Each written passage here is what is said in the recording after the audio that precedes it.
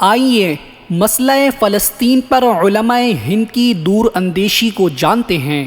خلافت عثمانیہ کے تابناک دور میں یہودیوں کو فلسطین میں زمین خریدنے، کاروبار کرنے اور رہائش اختیار کرنے کا قانونی حق حاصل نہیں تھا، البتہ وہ ویزا لے کر فلسطین آ سکتے تھے اور مقدس مقامات کی زیارت کر سکتے تھے۔ خلافت عثمانیہ کے خاتمے کے بعد جب برطانیہ کا فلسطین پر قبضہ ہوا تو یہودیوں کو آنے جانے اور زمین خریدنے کی کھلی اجازت دے دی گئی۔ یہ وہ خطرناک وقت تھا جب یہودیوں نے دنیا بھر سے دولت اکٹھی کر کے دگنی چوگنی قیمتوں پر فلسطین کا ایک بڑا حصہ خرید لیا۔ اس وقت علماء عرب میں سے بیشتر حضرات اس بات پر متفق تھے کہ خرید و فروخت کی ضروری شرائط پوری کرتے ہوئے اگر فلسطین کی زمین یہودیوں کو بیچی جائے تو شرعاً کوئی قباحت نہیں،